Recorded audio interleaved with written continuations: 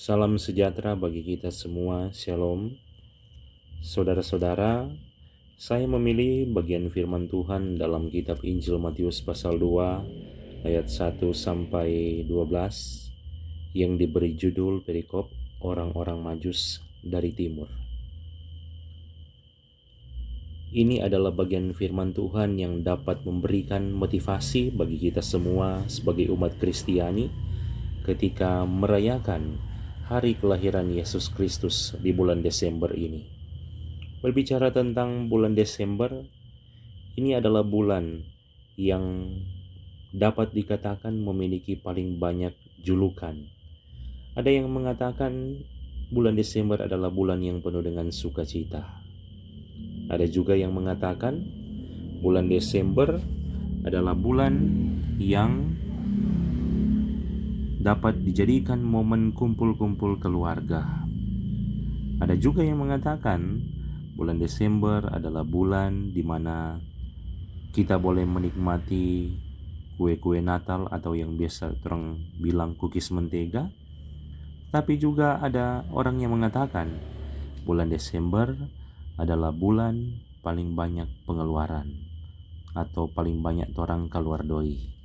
Karena di bulan Desember orang mesti beli baju baru, beli sepatu baru, beli tas baru, bahkan biaya-biaya for makanan, for minuman, biaya cookies mentega, dan sebagainya.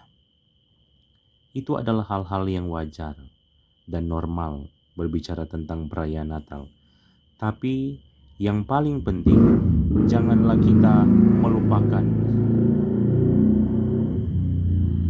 hati yang diperbaharui. Satu pertanyaan penting yang boleh kita renungkan di awal khotbah ini, apa hadiah yang sudah kita siapkan bagi Tuhan di momen hari kelahiran Yesus Kristus ini? Karena logikanya berbicara momen hari kelahiran Yesus Kristus berarti yang mesti dapat hadiah yaitu Tuhan Yesus. Realita yang terjadi sekarang, orang sibuk mencari hadiah untuk diri kita sendiri, untuk kesenangan dan kepuasan diri sendiri, tanpa memberikan hadiah yang indah bagi Tuhan di momen hari kelahiran Yesus Kristus. Di saat ini orang belajar dari orang-orang Majus. Mereka adalah orang-orang yang berprofesi sebagai imam-imam. Mereka berasal dari timur yang dugaan kuat daerah timur ini mengarah ke satu daerah Persia atau di zaman sekarang itu di sekitaran negara Iran. Orang-orang Majus ini adalah orang-orang yang terpandang. Mereka juga merupakan orang-orang yang ahli dalam bidang astronomi dan astrologi, yang di dalamnya memahami tentang benda-benda langit, bahkan juga mempelajarinya dikaitkan dengan pengaruhnya bagi manusia. Jadi orang-orang Majus ini juga bukan merupakan orang-orang Israel yang sering dikatakan bangsa pilihan. Kalau di zaman kehidupan bangsa Israel dalam konteks perjanjian lama, bahkan juga perjanjian baru, kalau orang di luar Israel itu seringkali juga disebut bangsa kafir.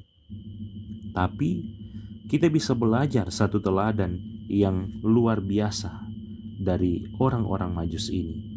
Walaupun mereka tergolong bangsa non-Israel, tapi dorang punya kerinduan mencari dan menyembah Yesus. Dorang memiliki persiapan hati. Dorang berkorban waktu, tenaga, materi, dan banyak pengorbanan-pengorbanan lainnya yang mereka berikan untuk mencari tempat di mana Yesus lahir.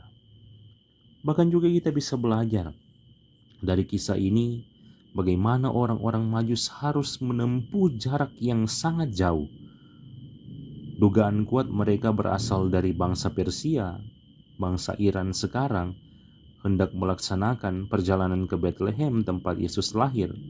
Kalau di zaman sekarang, boleh orang search di Google, jarak dari Iran menuju Bethlehem itu memakan waktu yang sangat lama. Atau juga kalau boleh orang hitung jaraknya dalam kilometer, sangat jauh saudara-saudara. Jaraknya sekitaran 1.500 sampai 2.000 kilometer. Di zaman itu belum ada pesawat. Di zaman itu belum ada kendaraan seperti sekarang ini orang boleh mulia segala macam kendaraan Avanza, Ras, Mikro, jangankan kendaraan mobil. Motor pun belum ada di saat itu. Bahkan juga orang harus memperhatikan tantangan berbicara soal makanan yang mereka hadapi di saat itu. Karena untuk mendapatkan makanan di zaman itu tidak semudah untuk mendapatkan makanan di zaman sekarang.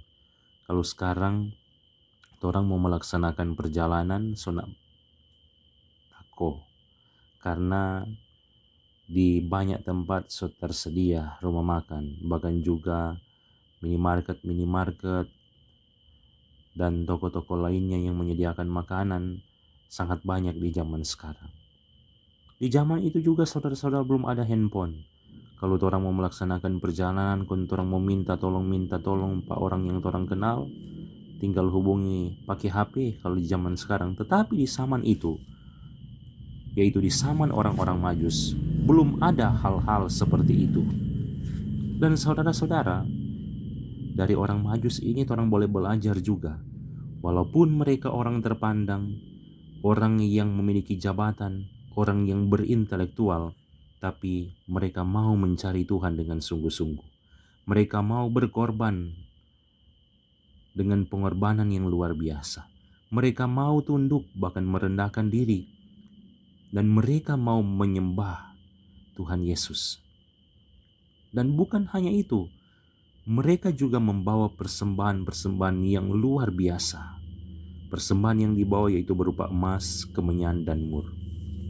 Emas, kemenyan, dan mur bukanlah persembahan yang biasa-biasa, tetapi ini adalah persembahan yang luar biasa. Tetapi juga ada makna-makna penting yang terkandung di masing-masing persembahan ini. Berbicara tentang emas, emas biasanya adalah sesuatu yang diberikan kepada raja. Itu mau memberikan makna bahwa Yesus itu adalah raja di atas segala raja. Berbicara kemenyan, kemenyan itu biasa dipakai di bait sebagai korban bakaran, sebagai satu persembahan yang harum. Ini juga mau menggambarkan Yesus adalah imam yang agung, yang menjadi pengantara kepada manusia. Dan berbicara tentang mur, mur itu adalah sesuatu yang biasa digunakan untuk membalsam orang yang sudah meninggal. Ini mau memberikan makna Yesus adalah juru selamat yang rela menderita, menebus manusia dari dosa-dosa. Setelah kita belajar dari teladan-teladan yang ditunjukkan oleh orang Majus, di sisi lain kita juga bisa melihat tentang satu karakter yang luar biasa, tetapi bukan luar biasa baik, tetapi luar biasa jahat, yaitu karakter yang ditunjukkan oleh Herodes.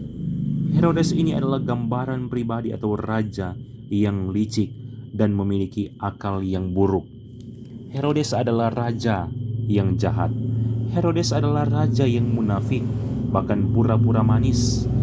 Herodes juga adalah raja yang gila jabatan.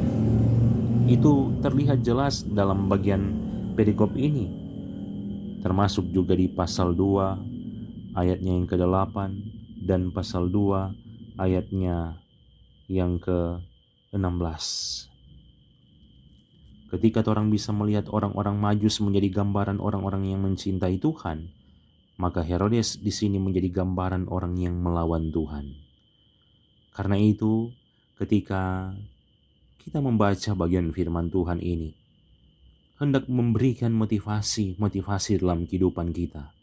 Yang pertama, berbicara tentang sikap tunduk atau penyembahan yang dilakukan oleh orang-orang Majus adalah gambaran Yesus adalah raja atas segala raja.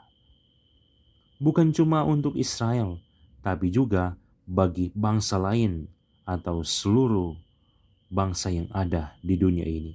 Jadi ini memberikan motivasi bagi orang semua, supaya orang semua taat, orang semua tunduk, orang semua menyembah Tuhan Yesus. Dari orang-orang Majus, walaupun mereka adalah orang-orang yang terhormat, orang-orang yang pandai, orang-orang yang memiliki materi, tapi dorang lihat, dorang menunjukkan kerendahan hati yang luar biasa kepada Tuhan. Jadi ini memberikan motivasi. Jangan dorang jadi pribadi yang style jago, jangan dorang jadi pribadi yang style paling betul, jangan juga dorang jadi pribadi yang anggap diri paling benar, atau anggap diri paling berpengaruh, anggap diri paling kaya. Karena di sini orang boleh belajar kekayaan sesungguhnya di mata Tuhan bukan berbicara tentang harta, bukan berbicara tentang tahta, bukan berbicara tentang jabatan yang dimiliki oleh seseorang, tapi berbicara tentang hati yang taat dan mau menyembah Tuhan. Itulah yang ditunjukkan oleh orang-orang Majus. Dan dari firman Tuhan ini hendak juga memberikan motivasi bagi orang semua. Jangan orang baku-baku hitung dengan Tuhan. Ini juga orang bisa lihat dari pengorbanan yang ditunjukkan oleh orang-orang Majus. Mereka menempuh jarak yang sangat jauh. Mereka melakukan banyak pengorbanan sebagai wujud rasa cinta yang luar biasa kepada Tuhan. Karena berbicara tentang rasa cinta, itu juga berbicara tentang perbuatan. Dan berbicara tentang perbuatan, kita sudah melihat dalam firman Tuhan ini, perbuatan-perbuatan yang dilakukan oleh orang-orang Majus menjadi satu bukti cinta mereka. Mereka rela mengorbankan banyak hal untuk mencari, mendapatkan, bahkan menyembah Yesus Kristus yang lahir sebagai juru selamat atas dunia. Ini memberikan motivasi dalam hal-hal yang praktis dalam kehidupan orang setiap hari. Contohnya, kalau orang mau pergi gereja yang dekat, orang jangan baku-baku hitung. Orang mau pergi kolom, jangan orang banyak alasan. Jangan juga orang memiliki prinsip mau pergi di gereja cuma pakai utusan. Karena di zaman sekarang ada orang-orang yang berprinsip mau pergi di ibadah kolom, mau pergi di ibadah bipra, mau pergi di ibadah gereja cuma pakai utusan. Ada juga orang yang baku-baku hitung dengan Tuhan for mau pergi ibadah. Ada yang cuma 1 bulan 1 kali pergi gereja, ada yang 3 bulan 1 kali, bahkan ada yang cuma 3 kali dalam setahun. Ini sama dengan cerita yang seringkali orang dengar, cita-cita masuk surga, sedangkan masuk gereja jarang. Apakah orang ada orang dalam? Itu orang dia bilang begitu kan. Jadi orang cita-cita kata masuk surga, sedangkan masuk gereja jarang. Sedangkan pendeta yang pelayan khusus hampir senyak mau kenal pada orang, apalagi Tuhan. Jadi itu cuma menjadi gambaran sederhana dalam kehidupan orang setiap hari, berbicara tentang pengorbanan orang kepada Tuhan Yesus. Bahkan juga ada contoh yang berikutnya, ketika orang mau kasih persembahan for Tuhan, jangan orang penuh dengan perhitungan. Kalau orang mau kasih keluar biaya for baju, tas, sepatu, makanan, minuman, hiasan-hiasan atau dekorasi Natal, cookies mentega, atau juga ibu-ibu yang suka bacet rambu, basmuting, balipstick, yang orang keluar biaya berjuta-juta di momen-momen menyambut Natal, merayakan Natal, serta orang mau kasih patuhan, orang baku-baku hitung. Serta mau kasih patuhan, orang penuh dengan perhitungan. Contoh, mau kasih sampul syukur hari Natal di gereja, orang baku-baku hitung dengan Tuhan. Padahal torang mau kasih keluar doi for hal-hal lain torangnya nak baku-baku itu. Jadi ini memberikan motivasi. Jangan torang jabaku-baku hitung dengan Tuhan. Oleh karena itu, firman Tuhan ini memberikan motivasi dalam kehidupan torang semua. Ketika berbicara tentang kehidupan sebagai anggota jemaat, torang belajar dari teladan yang ditunjukkan oleh orang-orang Majus. Mereka bukan hanya mempersembahkan tenaga, waktu, tetapi juga mereka mempersembahkan satu persembahan yang sungguh luar biasa di hadapan Tuhan. Ini memberikan motivasi dalam kehidupan orang dalam hal memberi persembahan, supaya itu juga menjadi satu wujud ungkapan syukur kita kepada Tuhan, merespon berkat-berkat yang Tuhan selalu berikan dalam kehidupan kita. Semoga damai Natal akan selalu menjadi bagian dalam kehidupan kita semua sebagai umat yang percaya. Semoga Tuhan Yesus yang akan terus memberkati kehidupan kita semua. Amin.